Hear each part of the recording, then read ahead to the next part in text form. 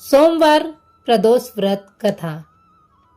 प्रातःकाल नित्य क्रिया से निवृत्त होकर आचमन प्राणायाम करे तथा सूर्य देवता को अर्घ्य दे तथा यह संकल्प करे कि आज से मैं अपने मनोवांछित फल की प्राप्ति के लिए सोम प्रदोष को नियमित रूप से शंकर जी का पार्वती सहित पूजन करूंगा।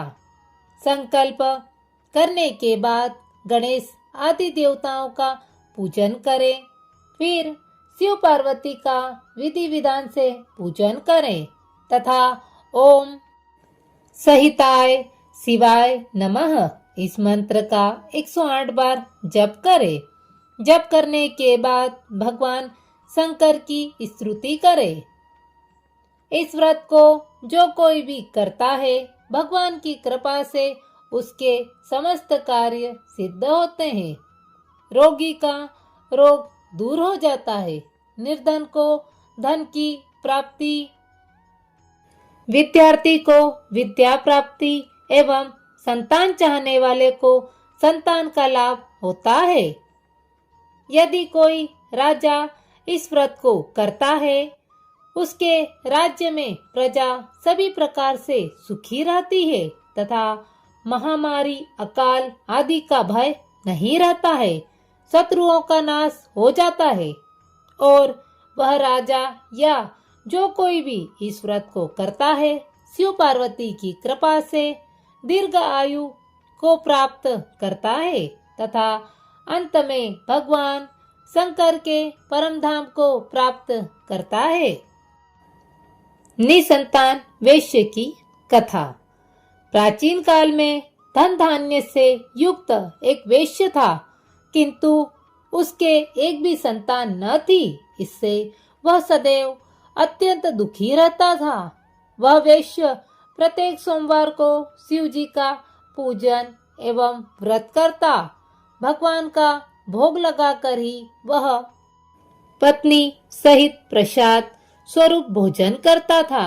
उसकी भक्ति को देखकर पार्वती जी ने शंकर जी से कहा कि यह वैश्य अत्यंत भक्ति पूर्वक आपकी पूजा करता है, अतः आप इसके दुख को दूर करें, इसे संतान सुख प्राप्त होने का वरदान दे। तब शंकर जी ने कहा कि पार्वती जी, यह वैश्य के पूर्व जन्म का फल है। इसके भाग्य में पुत्र सुख नहीं है। मैं इसे पुत्र प्राप्ति का वरदान तो दे रहा हूँ, किंतु वह 12 वर्ष तक ही जीवित रहेगा। कुछ समय के बाद भगवान की कृपा से उस वैश्य को एक सुंदर पुत्र की प्राप्ति हुई। पुत्र के जन्म होने से वैश्य के घर में आनंद मनाया गया, किंतु वैश्य की चिंता दूर न हुई।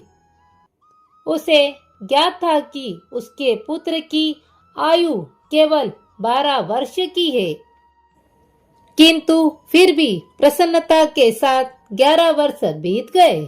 वैश्य की पत्नी ने अपने पति से कहा कि पुत्र विवाह के योग्य हो गया है, अतः आप उसका विवाह कहीं कर दे। वैश्य ने अपनी स्त्री से कहा, अभी मैं पुत्र को विद्या पढ़ने के लिए काशी भेज रहा हूँ, अभी विवाह की क्या चिंता है। विद्या प्राप्त करने लौटने पर कुमार का विवाह करूँगा। इस प्रकार से अपनी पत्नी को समझा बुझाकर उसने पुत्र के मामा को बुलाकर विपुल धन दिया और कहा कि तुम अपने भांजे को विंध्याचल के लिए रास्ते में यज्ञ आदि करते हुए तथा ब्राह्मणों को भोजन दक्षिणा देते हुए काशी ले जाओ। लड़के का मामा अपने भांजे के साथ घर से विदा होकर वैश्य के बताए हुए नियम के अनुसार यज्ञ आदि करते हुए एक नगर में पहुंचा। उसी दिन उस नगर के राजा की पुत्री का विवाह था। राजकुमारी बहुत ही रूपवती एवं गुणवती थी, किंतु जिस बालक के साथ उसका विवाह हो रहा था वह काना था। वर का पिता इस बात पर बहुत चिंतित था। वर के पिता ने जब सर्वगुण संपन्न उस वेश्य पुत्र को देखकर उसके मामा से कहा कि आप इस लड़के को कुछ समय के लिए मुझे दे दें तो मुझ पर बहुत बड़ी कृपा करेंगे। विवाह के बाद मैं इस कुमार को आपको सौंप दूंगा तथा पुरस्कार स्वरूप बहुत अधिक धन दूंगा। वर के पिता ने जब इस प्रकार कहा तो लड़के के मामा ने उसका कहना मान लिया और अपने भांजे को वर बनाकर मंडप में भेज दिया। राजकुमारी और उस वेश्य पुत्र का विवाह हो गया। किंतु दान के बाद जब वेश्य पुत्र लौटने लगा तो उसने राजकुमारी की साड़ी में अपना संपूर्ण वृतांत लिख दिया कि तुम्हारा विवाह हमारे साथ संपन्न हुआ है और मैं अब विद्या प्राप्त करने के लिए काशी जा रहा हूँ।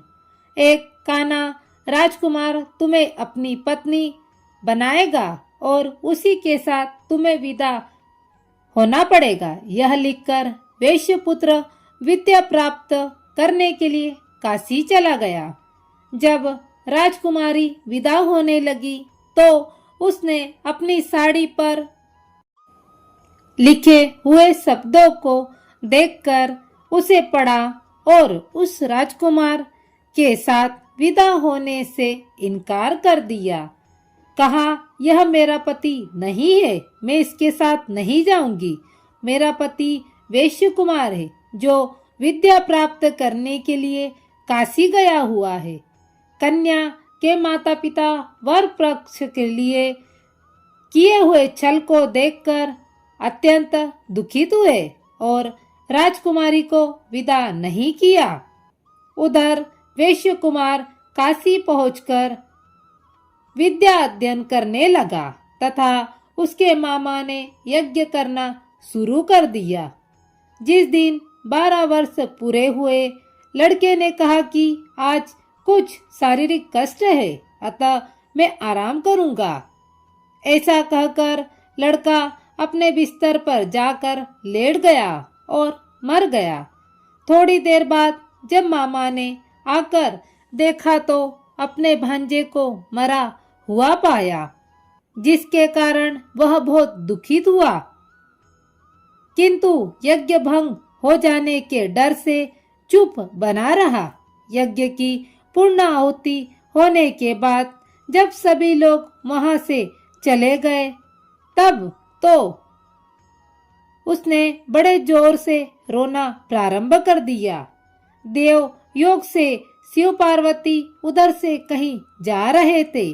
पार्वती जी ने शिव जी से कहा, कोई यह कैसा करुण रुदन कर रहा है, वहां चलकर देखना चाहिए। पार्वती जी ने कहा तो शंकर जी ने कहा कि हाँ ठीक है। वहां पर गए जहां पर वह वेश्य रो रहा था तथा बालक मरा हुआ पड़ा था। पार्वती जी ने कहा यह तो वही बालक है जो आपके व्रत के प्रभाव से उत्पन्न हुआ था। इसे आप जीवन दान दें ताकि इसके परिवार वालों का दुख दूर हो जाए और सुख की प्राप्ति हो।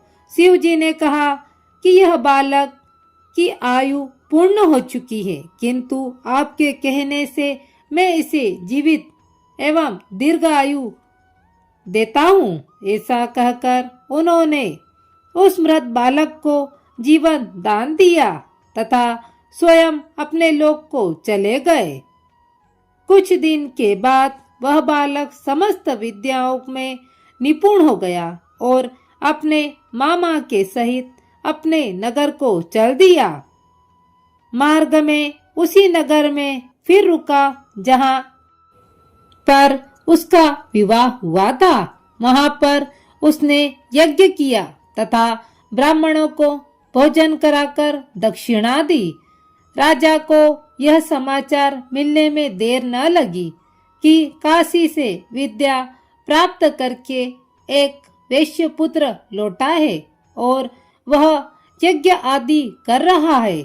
यह सुनकर राजा स्वयं वहीं पर गया और अपने दामाद को देखकर बहुत ही प्रसन्न हुआ और उसे अपने घर ले गया तथा कुछ समय बाद अपनी पुत्री के सहित विदा कर दिया। वैश्य कुमार अपने मामा व पत्नी के साथ अपने नगर गया और अपने माता पिता के साथ सुखपूर्वक रहने लगा। उसके माता पिता ने भी नियम पूर्वक सोम प्रदोष का व्रत करके अपने अल्प आयु पुत्र को दीर्घ आयु बना दिया।